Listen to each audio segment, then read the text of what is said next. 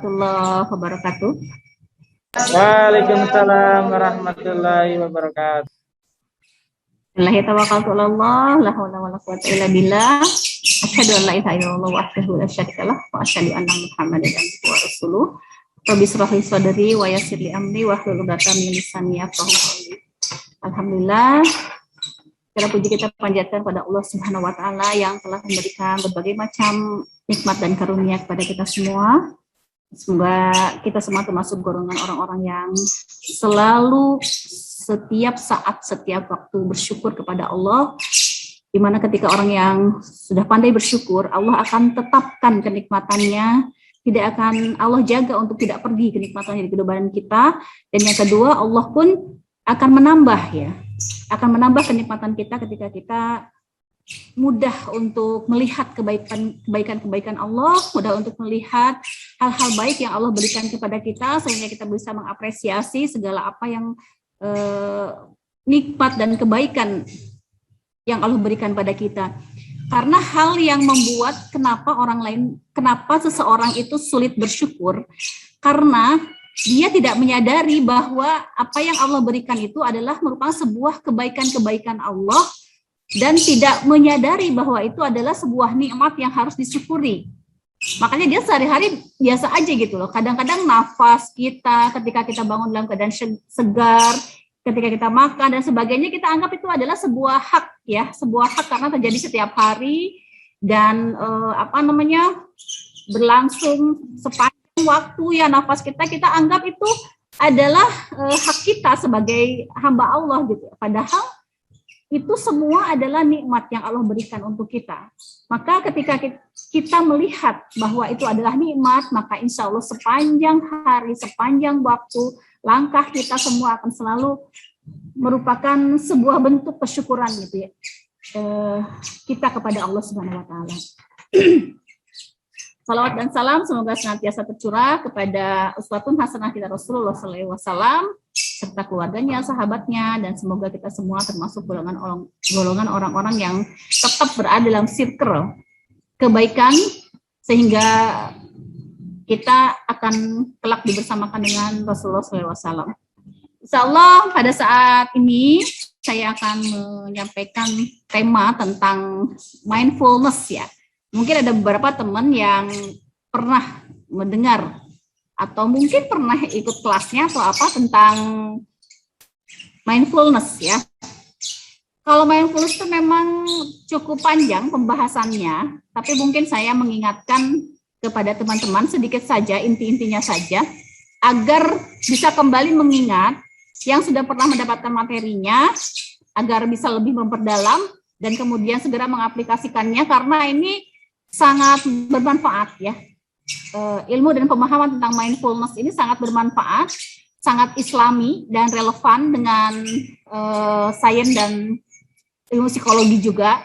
Dan ini adalah merupakan hal yang bisa satu unsur yang bisa membuat aktivitas kita sehari-hari bisa lebih kita nikmati, bisa lebih kita rasakan sebagai bentuk kebaikan-kebaikan, kita merasakan keindahan hidup, dan akhirnya kita akan bisa bersyukur sepanjang waktu. Ketika kita teringat dengan mindfulness, itu adalah sebuah kesadaran dan perhatian penuh terhadap apa yang terjadi di dalam diri kita dan apa yang sedang kita lakukan saat ini. Kehadiran diri kita secara utuh dengan kesadaran yang penuh di setiap kondisi yang kita lakukan saat ini di sini Jadi saat ini ketika teman-teman sedang menghadiri Zoom ini sama-sama sebagai peserta Zoom sama seperti saya gitu Nah, itu menghadirkan seluruh unsur diri kita secara utuh. Mind, body, and soul pikiran kita, tubuh kita, dan juga ruh dan kejiwaan kita dihadirkan secara utuh seluruh elemen yang ada dalam diri kita pada saat ini, pada saat kita melakukan aktivitas ini secara utuh. Nah, Itu ketika kita bisa lakukan, maka insya Allah manfaatnya akan lebih maksimal. Karena seringkali ya, kita itu tidak mindful ya, tubuh kita di sini, pikiran kita mudah untuk lari kemana-mana, benar apa enggak? Seperti itu. Ya, kita sedang kerja misalnya ya, pikiran kita penuh kadang dengan kecemasan, misalnya ada masalah keluarga, misalnya kita pernah melakukan kesalahan di masa lalu, kita mengkhawatirkan masa depan ya, kita bahkan ada klien saya kemarin ya, anak kecil umur kelas 6 SD ya. Bayangkan aja, umur kelas 6 SD ketika saya terapi, ternyata yang membuat dia merasakan hidupnya tuh nggak happy seperti teman-temannya, nggak bisa gitu, lari-lari ke sana kemari terus bermain itu nggak bisa. Ternyata setelah dikorek gitu, bawah sadarnya apa coba? Karena katanya dalam pikirannya itu dia tuh mikirin negara, mikirin Jokowi. 6 SD, coba bayangin. Nah, Masya Allah, saya juga kok bisa gitu ya? Ternyata yang seperti itu banyak.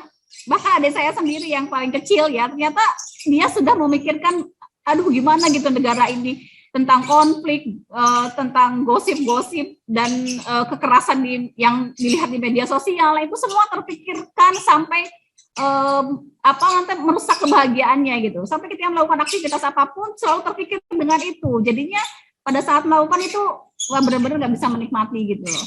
Nah makanya apalagi saat ini di mana WHO sudah melakukan sebuah penelitian bahwa saat ini itu sedang era VUCA ya. Era VUCA itu era yang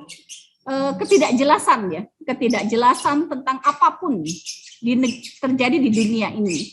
Nah makanya kalau ketika kita tidak memahami tentang ilmu mindfulness, kita akan mudah sekali untuk stres ya. Karena yang terlihat di luar sana, apalagi ya yang sering mantengin medsos gitu ya, Masya Allah, kalau ini tidak punya ilmu mindfulness ini akan mudah untuk stres ya, cenderung akan mudah untuk stres. Nah, ketika kecemasan atau mungkin pikiran-pikiran yang lari kemana-mana itu terjadi pada diri kita pada saat kita melakukan aktivitas, ya, itu dan kita biarkan itu semua mendominasi, ya maka hidup kita yang akan bisa happy gitu loh. Kita akan menderita, ya nggak bisa fokus dan pada akhirnya hasilnya jadi berantakan gitu loh. Seperti itu. Nah pada saat kondisi seperti itu, apa hal mudah yang bisa kita lakukan agar kita bisa benar-benar bisa menikmati dan menyadari kita pada saat ini sedang melakukan apa. Nah, jadi kalau kita mulai nih, tubuh kita di sini, pikiran kita jalan-jalan, hati kita nggak nyaman, ya. Artinya sadarilah bahwa pada saat itu kita sedang tidak mindful. Nah, ketika kita sadar bahwa saat itu kita tidak sedang mindful, kita tuh nggak akan bisa kerja dengan benar. Kalau makan pun kita nggak akan bisa merasakan makan dengan enak, nyaman dan mempunyai kemanfaatan yang kepada rohani dan jasmani kita tuh nggak bisa memberikan kemanfaatan. Kalau seandainya kita makan hanya sekedar makan, siapa coba yang masih suka makan dalam keadaan lihat HP? Ada nggak? Nah itu namanya makan yang tidak mindful ya, kayak gitu itu. Nah, pada saat kondisi seperti ini ya, apa yang dilakukan? Kita bisa mengambil jeda, ya. Kita libur dulu dari rasa cemas, dari rasa apapun pikiran kita yang membuat kita tidak nyaman itu, dengan cara menyatukan pikiran, perasaan, dan tubuh kita, ya.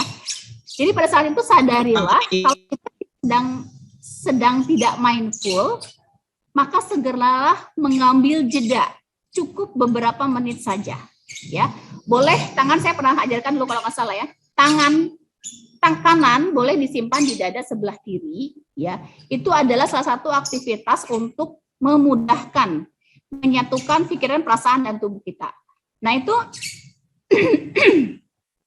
pada saat itu kita bisa memberikan perhatian penuh kita pada apa yang sedang terjadi saat ini. Nah, itulah yang disebut dengan mindful. Maka ketika bisa kita kemudian jeda, kemudian kita bisa satukan lagi pikiran, perasaan, dan tubuh kita, sadari kita saat ini sedang melakukan aktivitas apa, hadirkan kembali pikiran kita yang jalan-jalan kemana-mana, perasaan kita yang merasakan segala sesuatu yang tidak relevan dengan apa yang sedang kita lakukan, pada saat itulah kita sudah mulai terbiasa dengan mindful. Nah, dengan seperti itu, coba nanti teman-teman rasakan sendiri. Makan bisa lebih nyaman, ya. Kita dengan misalnya yang sudah punya pasangan ya, bersama dengan pasangan ketika mindful itu bisa lebih nyaman. Dengan anak-anak, dengan mitra kerja, pada saat kita mengerjakan sesuatu, mindful di situ, rasakan perbedaannya. Karena ini memang harus dirasakan. Harus dirasakan, harus diaplikasi agar segera merasakan apa sih bedanya kalau kita membiarkan pikiran kita jalan-jalan pada saat ini tubuh kita fokus sedang mengerjakan sesuatu, dengan kita jeda kemudian mengambil menyatukan pikiran dan perasaan, dan menyatukan pikiran dan tubuh kita untuk fokus ke dalam pekerjaan kita. Coba apa yang terjadi, rasakan sendiri. Pasti rasanya akan sangat berbeda,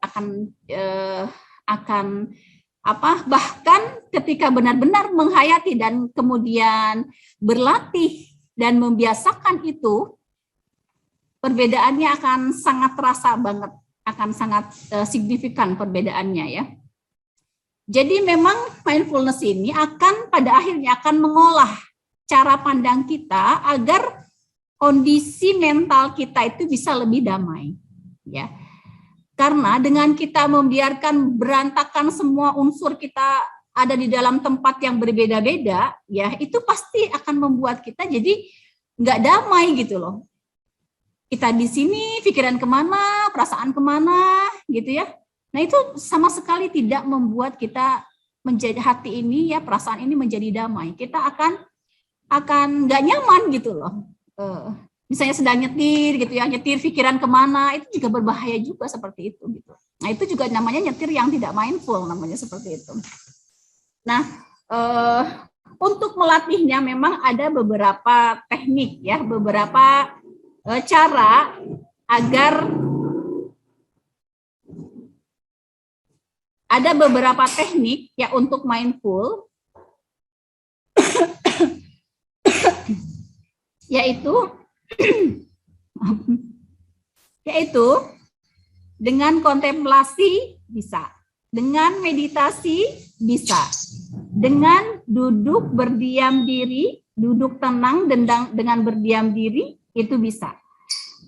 Bahkan kita sebagai orang Islam sebenarnya tidak perlu mencari teknik jauh-jauh kemana-mana, karena kita sebagai orang Islam itu ada aktivitas sholat dan zikir.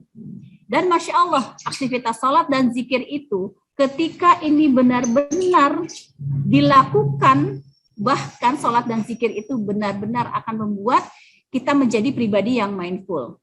Coba rasakan ya, kenapa sih pada saat kita sholat, setelahnya ya kita merasakan tenang gitu ya. Kenapa seperti itu? Ya, karena memang tenang atau tidak, damai atau tidak hati, mindful atau tidak, itu salah satunya tergantung bagaimana dengan kualitas sholat kita. Ya, bahkan sahabat Rasul Ali bin Abi Thalib ya, ketika pernah, mungkin saya pernah cerita ya, ketika pernah terkena pedang di dadanya, bukan pedang, panah ya di dadanya, kemudian meminta kepada sahabat yang lain, ya, sahabat Ali bin Abi Thalib ini meminta pada sahabatnya ini untuk mencabut pedangnya pada saat dia melakukan sholat asar.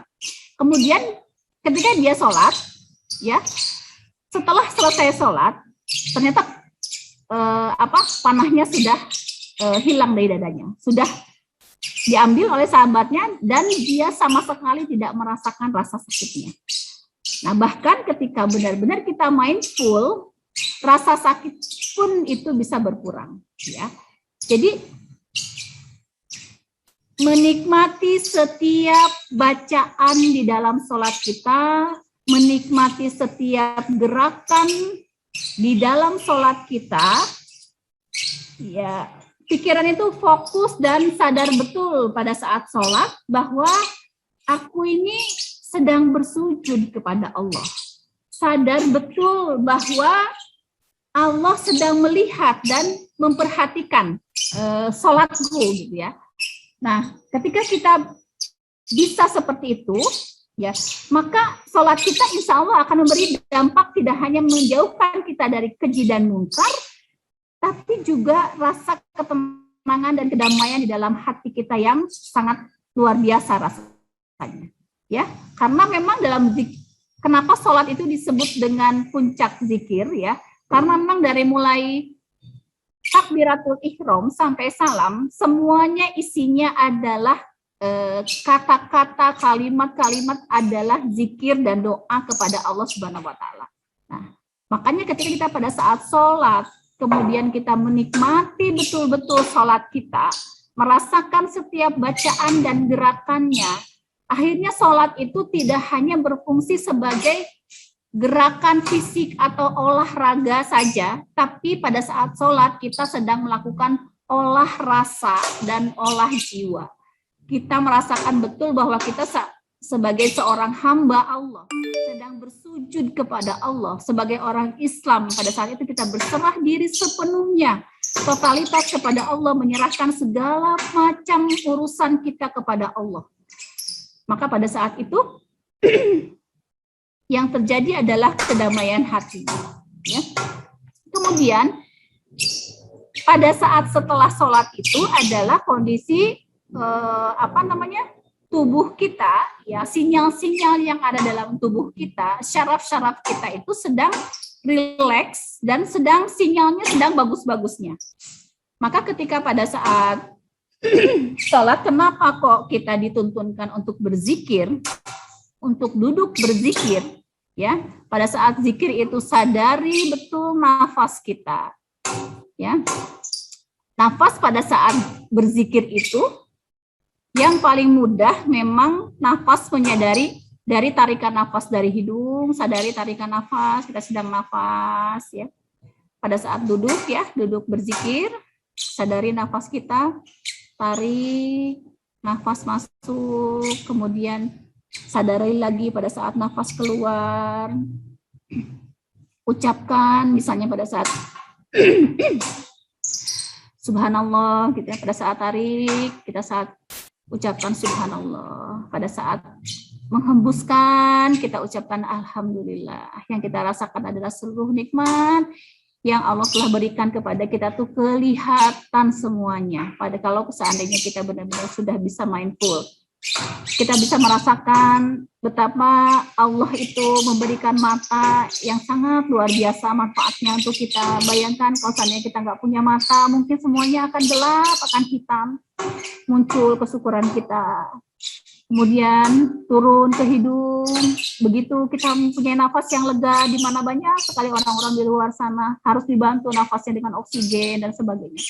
Kita masih bisa bernafas dengan baik, menghirup oksigen dengan lancar, kemudian mengeluarkan karbon dioksida sebagai racun-racun yang dalam tubuh kita itu dikeluarkan pada saat hembusan nafas, semua dirasakan betul. Maka yang terjadi apa? Yang terjadi segala yang buruk itu jadi nggak kelihatan sama kita. Yang kelihatan itu menjadi yang baik-baiknya saja. Sadari bahwa kita sekarang ditakdirkan oleh Allah ada di dalam di lingkungan teman-teman di jagat, misalnya kayak gitu ya. Semua teman-temannya walaupun berbeda sifat, karakter dan segala sesuatunya, di mana kita sadari bahwa Allah tidak akan pernah menakdirkan sesuatu kita untuk stay di dalam suatu tempat kecuali Allah akan berikan kebaikan dan kemanfaatan untuk kita. Itu sadari, akhirnya kelihatan segala kebaikan-kebaikannya.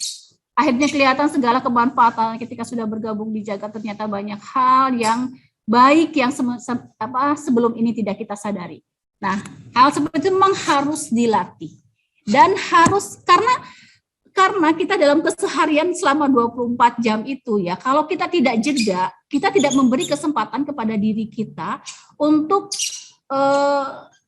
diberi ruang dan waktu untuk bisa berlatih untuk berdamai, untuk damai dengan kondisi hati yang tentram. Karena waktu kita habis untuk memikirkan hal-hal, untuk mengerjakan ya aktivitas yang bisa menyita segala fokus dan perhatian kita. Maka ketika kita mulai berlatih dan membiasakan diri untuk berlatih mindful, maka yang terjadi apa? Yang kalau kita sudah terlatih, ya, sudah terlatih untuk mindful, kita akan senantiasa menjadi pribadi yang bersyukur. Maka kita akan rasakan betul secara realita bahwa sekarang hari ini adalah hari yang dimana jauh lebih baik daripada hari kemarin. Dan esok hari kita betul-betul merasakan hari yang lebih baik daripada hari ini. Karena memang itu semua janji Allah. Ketika kita pandai bersyukur, kesyukuran dan kebaikan nikmat yang sudah Allah berikan kepada kita akan Allah jaga untuk tidak pergi dalam kehidupan kita. Dan kemudian janji yang kedua, Allah akan tambah lagi nikmatnya ketika kita pandai bersyukur.